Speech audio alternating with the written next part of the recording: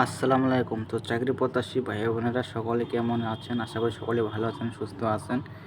দেখতে পাচ্ছেন যে বাংলাদেশ নৌবাহিনীর নিয়োগ বিজ্ঞপ্তি প্রকাশ পেয়েছে। তারিখ দেওয়া আছে ১ জুন ২০২৬। তো বাংলাদেশ নৌবাহিনীতে ১৩তম হতে ২০তম গ্রেড পর্যন্ত সামরিক কর্মচারীর নিয়োগ বিজ্ঞপ্তি প্রকাশ পেয়েছে। তো এখানে যে পদের নামগুলা, পদ সংখ্যা, জাতীয় বেতন স্কেল সব কিছু জানাবো, আপনাদের সাথে থাকবেন। আর এখানে ১ থেকে পদ দেওয়া আছে ৩০টা পদে আপনি আবেদন করতে পারবেন। মোট দেওয়া আছে ২১৪ জন লোক নেওয়া হবে এবং বয়স হতে হবে যাদের বয়স দেওয়া আছে এখানে যে প্রার্থীর বয়স ৩০ জুন ২০২৬ তারিখ ১৮ থেকে ৩২ বছর মধ্যে হতে হবে। যাদের বয়স ১৮ থেকে ৩২ বছর তারা আবেদন করতে পারবেন। আর আবেদনের শুরু তারিখ এবং শেষ তারিখ কবে, আবেদন ফি বাদ কত টাকা দিতে হবে সব কিছুই জানাবো, সাথে থাকবেন। তো আবেদন শুরু হবে, দেখতে পাচ্ছেন যে ৭ জুন ২০২৬ সকাল ১০টা হতে ৩০ জুন ২০২৬ বিকাল ৫টা পর্যন্ত। যে পদটা দেওয়া আছে, যে নিচ থেকে শুরু করা যাক। ৩০ নং পদে বলা হয়েছে, দেখতে পাচ্ছেন ৩০ নং পদে বলা আছে ওয়াশারম্যান। এখানে ২০তম গ্রেড বেতন দেওয়া হবে ৮,২৫০ থেকে ২০,০১০ একজন লোক নেওয়া হবে। শিক্ষা যোগ্যতা থাকতে হবে অষ্টম শ্রেণী, জুনিয়র স্কুল সার্টিফিকেট বা সমপরীক্ষায় উত্তীর্ণ হতে হবে। তারপর দেওয়া আছে ২৯ নং দেওয়া আছে এখানে কবলার, এখানে একজন লোক নেওয়া হবে। স্যাম দেওয়া আছে অষ্টম শ্রেণী পাস থাকতে হবে।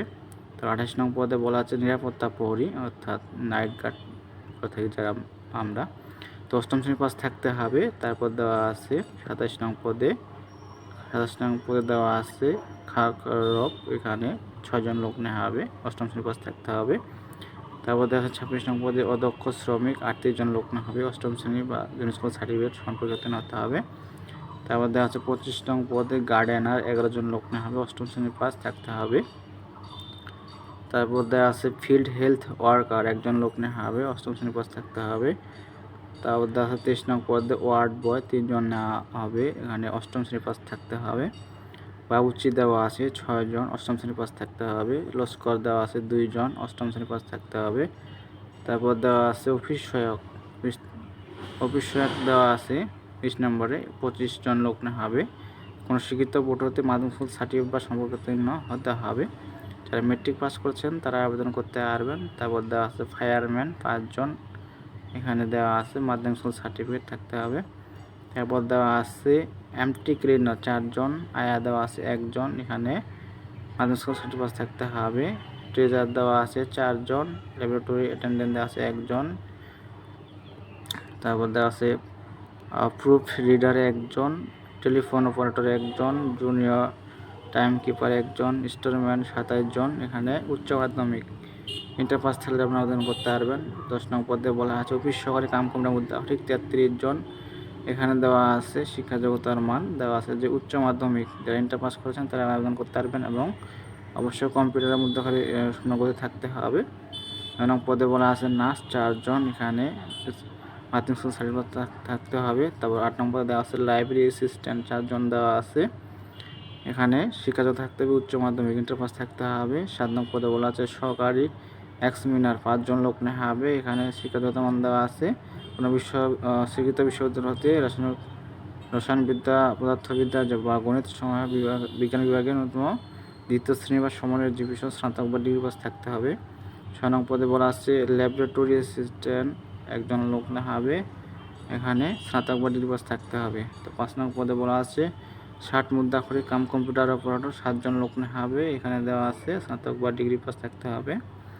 ৪ নং পদে বলা আছে স্টোর হাউসম্যান ৬ জন নেওয়া হবে, এখানে স্নাতক বা ডিগ্রি পাস থাকতে হবে। ৩ নং পদে বলা আছে উচ্চমান সহকারী ৯ জন লোক নেওয়া হবে, স্নাতক বা ডিগ্রি পাস থাকতে হবে। তারপর দেওয়া আছে ২ নং পদে জুনিয়র সায়েন্টিফিক অ্যাসিস্ট্যান্ট ৩ জন লোক নেওয়া হবে, এখানে স্নাতক বা ডিগ্রি পাস থাকতে হবে। তারপর দেওয়া আছে ১ নং পদে কম্পিউটার অপারেটর ১ জন লোক নেওয়া হবে, এখানে স্নাতক বা ডিগ্রি পাস থাকতে হবে। অবশ্যই কম্পিউটারের মধ্যে থাকতে হবে, বাংলা ২৫ এবং ইংরেজি ৩০ শব্দ বলে থাকতে হবে। আর এখানে যে আবেদন ফি বা আবেদন কীভাবে করবেন কোন লিঙ্কে গিয়ে করবেন এই যে দেওয়া আছে শর্তাবলী।